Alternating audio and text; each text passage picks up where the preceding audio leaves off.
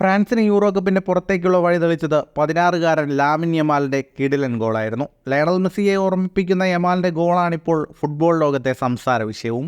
യമാലിന്റെ ഗോളിനെ കുറിച്ച് മാധ്യമപ്രവർത്തകൻ ഈ സ്വദേശ എഴുതിയ കുറിപ്പാണ് വീഡിയോ ആയി നിങ്ങളിലേക്ക് എത്തിക്കുന്നത്. റോഡ്രിയുടെ നീളൻ ത്രൂ ബോൾ ഓൾമോയുടെ കാലിലെത്തിയപ്പോൾ ഒരപകടവും തോന്നിയില്ല.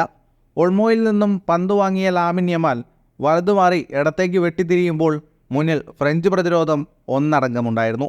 ഗോൾ കീപ്പർ മൈഗ്നൻ കൃത്യസ്ഥാനത്തും. എന്നാൽ ഇടങ്കാലിൽ നിന്ന് പന്ത് തൊടുക്കുമ്പോൾ യമാലിന് മാത്രം കാണാൻ കഴിഞ്ഞ ഗോളിലേക്കുള്ള ഒരു പാതയുണ്ടായിരുന്നു. പന്തിനായി ഉയർന്നു ചാടിയ മൈഗ്നന്റെ കൈക്കും ഗോൾ പോസ്റ്റിന്റെ മേൽക്കോണിനുമിടയിൽ ഒരു പന്തിന് കഷ്ടിച്ച് കടക്കാനൊരു പഴുത്.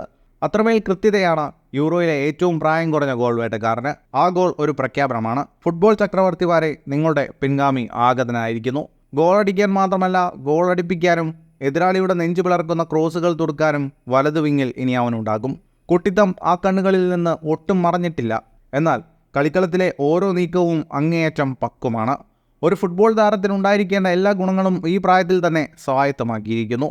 മാതാപിതാക്കളുടെ പാരമ്പര്യത്താൽ സ്വായത്തമായ ആഫ്രിക്കൻ ചടുലതയും പിറന്നു വീണ യൂറോപ്പ് പകർന്ന ശാസ്ത്രീയതയും സമ്മേളിച്ചപ്പോൾ കളിക്കളത്തിൽ സ്വന്തമായത് ഒരസാമാന്യ പ്രതിഭയാണ്. ഇടങ്കാലിൻ്റെ ഈ മാന്ത്രികതയ്ക്കും പിറവിയായത് സാക്ഷാൽ ലയണൽ മെസ്സിയെ സൃഷ്ടിച്ച ലാമാസിയയിലാണ്. കാറ്റലോണിയൻ കളിയരങ്ങിൽ തേച്ചുമിനക്കിയ കാൽവിരുത് വരുന്നാൾ ലോകം കാൽക്കീഴിലാക്കും.